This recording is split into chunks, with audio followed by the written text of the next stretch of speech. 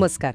आज आपण एका महत्त्वाच्या विषयावर बोलणार आहोत, जो पशुपालकांसाठी खूप उपयुक्त ठरू शकतो. डॉक्टर खाडे यांच्या अभ्यासातून एक साधं पण महत्त्वाचं सूत्र समोर आलंय, P=G+E. डॉक्टर खाडे हे पशु आनुवंशिक आणि प्रजनन शाखेतले तज्ज्ञ आहेत. सध्या छत्रपती संभाजीनगरला सहाय्यक आयुक्त म्हणून कार्यरत आहेत. तर त्यांच्या अभ्यासातून निघालेला हा जो मुद्दा आहे, तो आज आपण जरा सोप्या भाषेत समजून घेऊया. नमस्कार. हो, नक्कीच. हे P=G+E सूत्र खरं तर पशु उत्पादकतेचा म्हणजे काय म्हणतात त्याला पाया आहे. P=G+E हे नक्की काय आहे? म्हणजे PGE म्हणजे काय? सोपं आहे. P म्हणजे परफॉर्मन्स, म्हणजे जनावराची उत्पादकता. दूध असेल, मांस, अंडी किंवा शेतीकामाची ताकद. अच्छा, परफॉर्मन्स P. हो. मग G म्हणजे जेनेटिक्स, म्हणजे अनुवांशिकता. जे गुण जनावराला आईवडिलांकडून मिळतात, त्याची नैसर्गिक क्षमता. ओके, G म्हणजे जेनेटिक्स, अनुवंशिकता. आणि E? आणि E म्हणजे एन्व्हायरमेंट, म्हणजे आपलं पर्यावरण. आता जनावराच्या बाबतीत बोलायचं तर त्याला मिळणारा चारा, पाणी, त्याचा गोठा म्हणजे निवारा, आरोग्य सेवा, सगळी काळजी जी आपण घेतो ते सगळं एन्व्हायरमेंटमध्ये येतं. अच्छा, म्हणजे उत्पादकता फक्त जनावराच्या जातीवर म्हणजे नुसत्या जीवर अवलंबून नाहीये. एन्व्हायरमेंट म्हणजे ई पण तितकंच महत्वाचं आहे. इथंच खरी गंमत आहे, नाही का? अगदी बरोबर.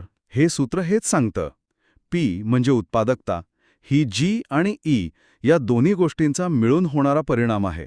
बेरीज आहे ती एक प्रकारे. याचं एखादं उदाहरण घेऊया का? म्हणजे अजून सोपं होईल समजायला. समजा एखाद्या गायीची आनुवंशिकता म्हणजे G खूप छान आहे, म्हणजे ती भरपूर दूध देऊ शकते, असं तिच्या रक्तातच आहे. हो. पण जर तिला नीट चारा पाणी मिळालं नाही किंवा तिचा गोठा म्हणजे ई चांगला नसेल, तर मग काय? तर मग तिची क्षमता असूनही ती पूर्णपणे वापरली जाणार नाही. ती तिच्या Gच्या मानाने कमीच दूध देईल.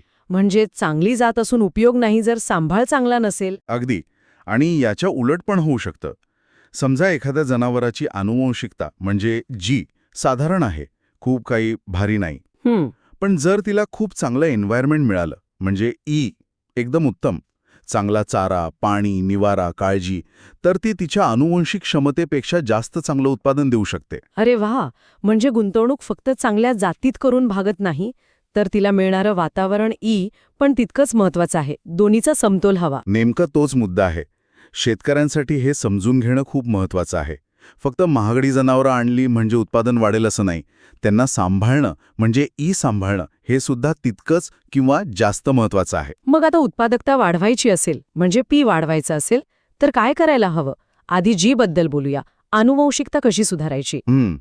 जी सुधारण्यासाठी आपल्याला काय करावं लागेल तर चांगल्या उत्पादन क्षमतेच्या जाती निवडायला हव्यात.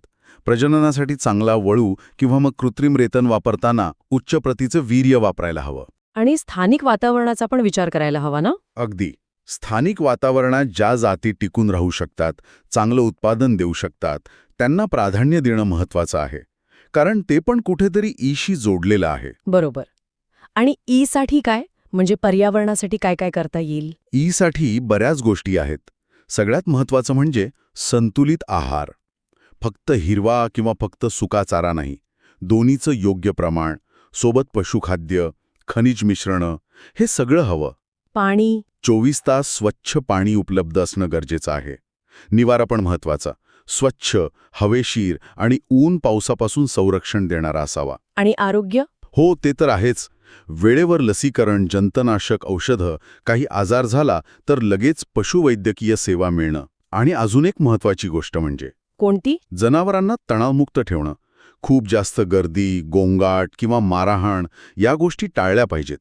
तणावाचा थेट परिणाम उत्पादकतेवर होतो.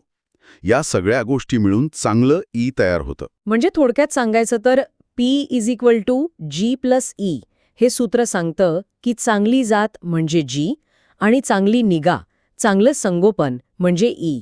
या दोन्ही गोष्टी जेव्हा एकत्र येतात तेव्हाच जनावराची खरी क्षमता म्हणजे P आपल्याला दिसते आणि मग शेतकऱ्याला त्याचा आर्थिक फायदा होतो. अगदी अचूक बोललात. जी म्हणजे काय तर एक सुप्त क्षमता आहे, पोटेन्शियल आहे.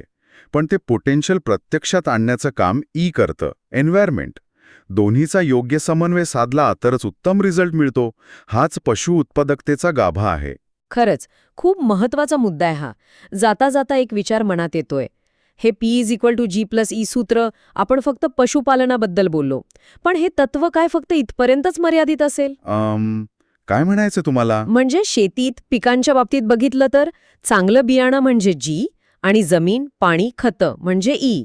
तसंच माणसांच्या बाबतीत सुद्धा म्हणजे नैसर्गिक क्षमता G आणि शिक्षण, संधी, वातावरण E. हे तत्व तिथेही लागू होत असेल का? खरंय, विचार करण्यासारखी गोष्ट आहे नक्कीच. अनुवंशिकता आणि त्याला मिळणारं पर्यावरण हे कदाचित अनेक क्षेत्रांमध्ये यशाचं सूत्र असू शकतं. नक्कीच खोलवर विचार करण्यासारखा मुद्दा आहे हा.